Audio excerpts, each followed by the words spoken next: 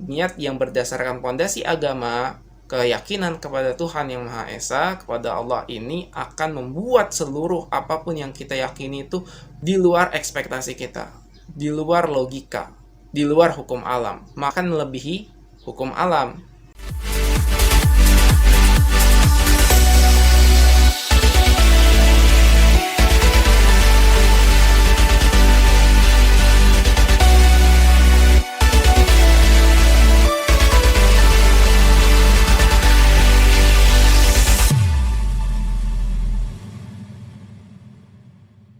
Assalamualaikum warahmatullahi wabarakatuh.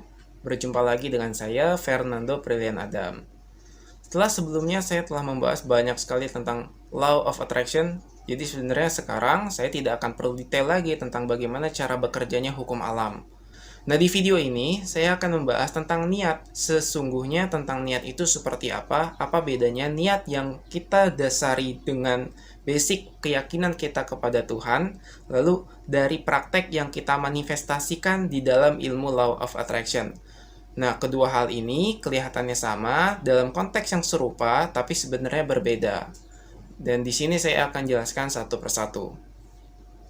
Nah, pada video yang telah saya bahas tentang detail Law of Attraction, harus belajar tentang hipnosis, NLP, atau energi di alam kuantum, dan lain sebagainya, sebenarnya kita tidak perlu detail membahas tentang itu, apalagi bagi kita yang memang tidak terjun secara spesifik, belajar, praktek, atau mengikuti pelatihan, dan lain sebagainya. Walaupun saya menjadi trainer, mengikuti pelatihan, ya, mengisi kelas, memberikan materi, tapi di sini anggap saja saya sebagai orang awam dan orang biasa saja yang memang ingin bisa mempraktekkan Law of Attraction.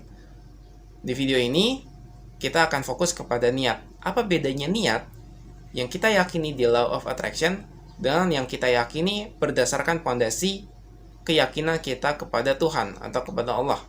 Nah, di sini akan ada bedanya. Karena pada dasarnya ketika kita meyakini apapun yang kita yakini akan terjadi sesuai dengan hukum alam berdasarkan yang setelah kita programkan di pikiran bawah sadar kita, Law of Attraction sebenarnya hanyalah salah satu hukum alam, di mana banyak sekali hukum alam seperti hukum tarik-menarik, Law of Polarity, Law of Assumption, dan lain sebagainya.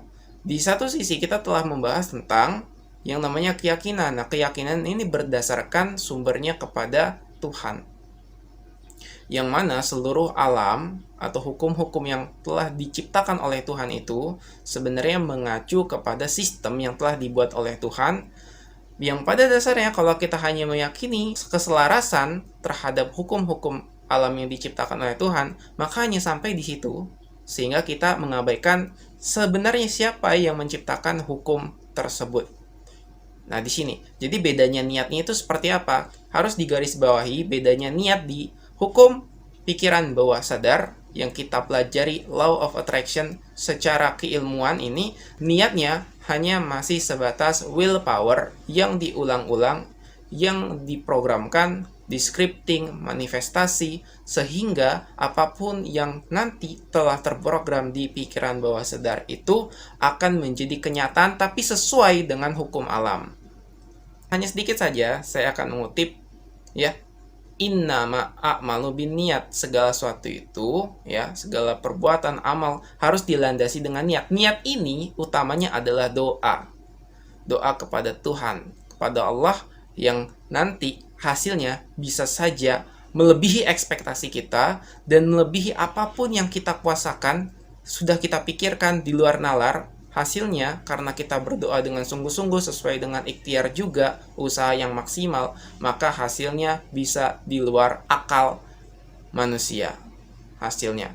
Nah, niat yang saya maksud adalah niat yang di sini, niat yang berdasarkan pondasi agama, keyakinan kepada Tuhan Yang Maha Esa, kepada Allah ini akan membuat seluruh apapun yang kita yakini itu di luar ekspektasi kita, di luar logika, di luar hukum alam, maka melebihi hukum alam.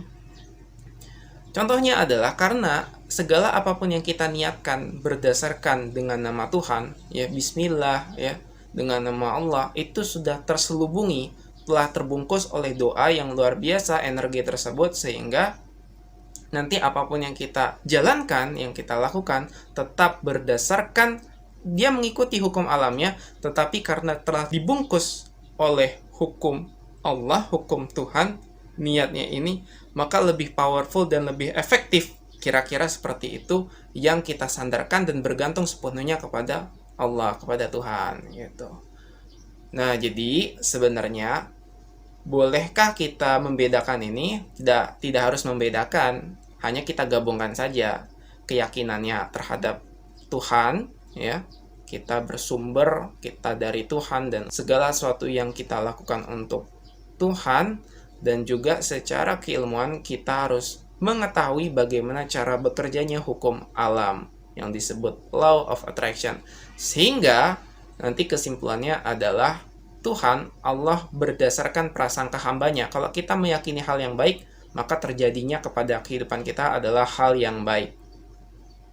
Begitu saja untuk kali ini. Semoga bermanfaat.